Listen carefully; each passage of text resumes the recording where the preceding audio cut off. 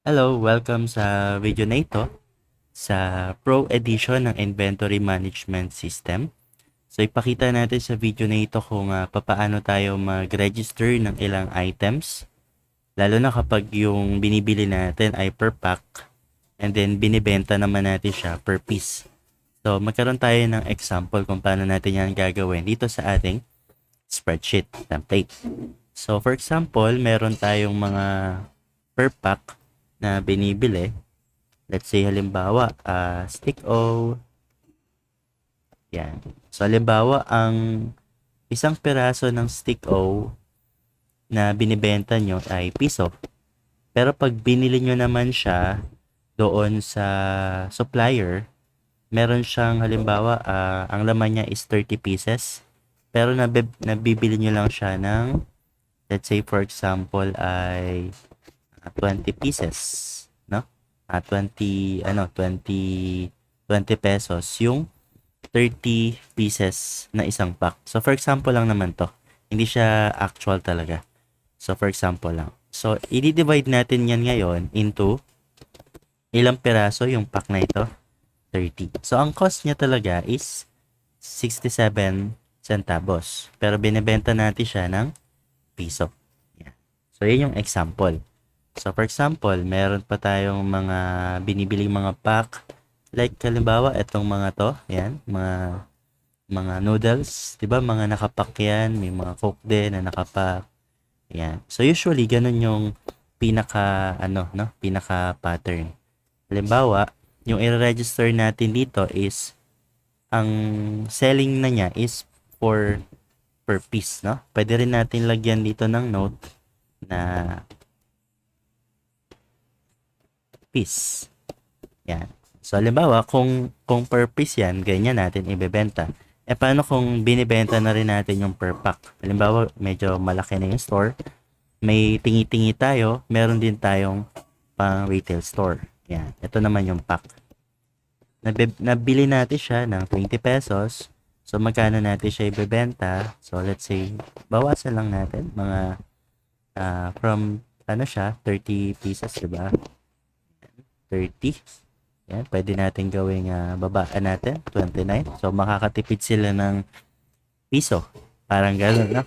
Kapag binili nila yung isang pack. So, ito lang example ng per pack na kinonvert natin into per piece.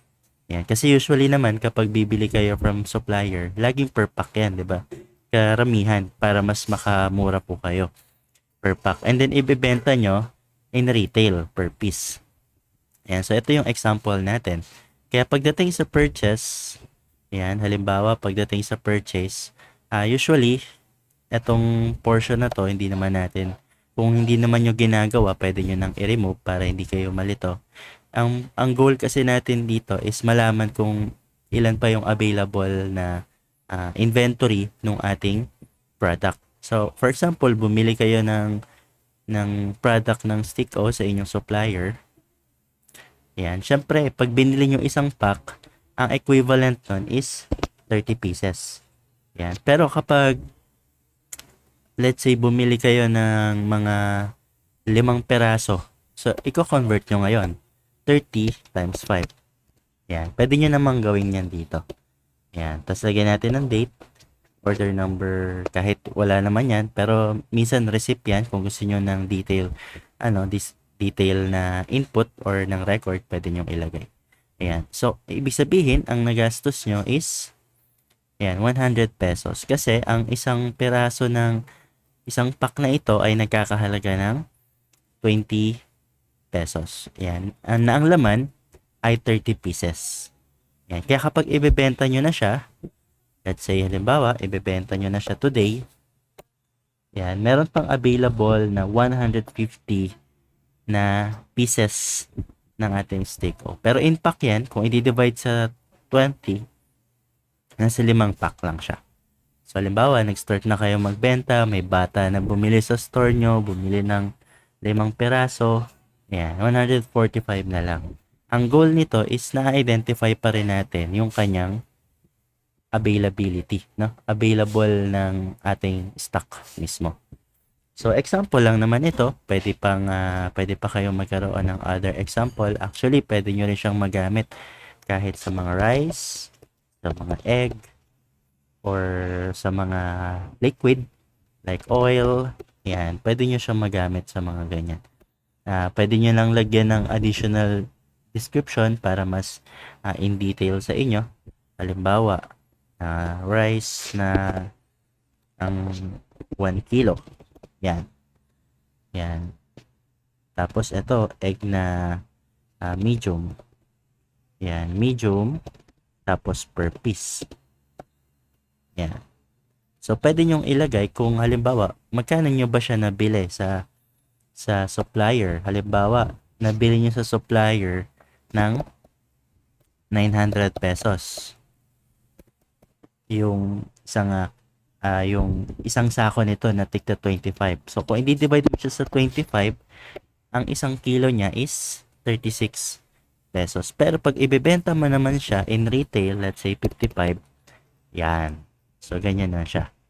So, kapag bumili, halimbawa, kapag si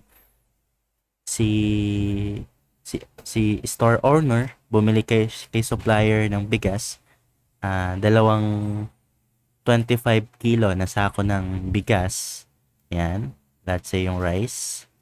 So, bumili siya, so 25 plus 25 kilo is 50 kilo.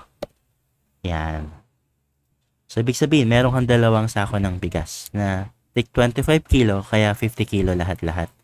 Kaya dito sa inventory mo, meron kang available na 50 kilo. Pag ibebenta mo naman siya, let's say today, rice, may available ka pa na 50 kilo, may bumili sa'yo, bumili ng 10 kilo, yan. So, nabentahan mo siya ng nagkakahalaga ng 55 times 10 is 550. Yan, kumita ka ng 190 pesos. Kaya, sa inventory mo, 40 kilos na lang yung available mula doon sa na-purchase mo kanina. At least, ang point ay na-register mo o nalalaman mo kung ilan yung availability ng mismong product. Yan. Tapos, pwede mo pang lagyan ng reorder point. Halimbawa, dumako na sa point na yung item mo ay paubos na yung stock. At least, pag tumitingin ka dito sa item, malalaman mo kung ano yung o-orderin mo. So, halimbawa, ang dami nang bumili ng rice mo today. No? Let's say, may bumili na 30. So, ang remaining na lang niya is the following day, let's say, yan, ang remaining na lang niya is 10 kilo na lang. So, nasa reorder point na siya, kaya pupula na siya. Kaya, ibig sabihin, kailangan mo nang bumili ng new stock.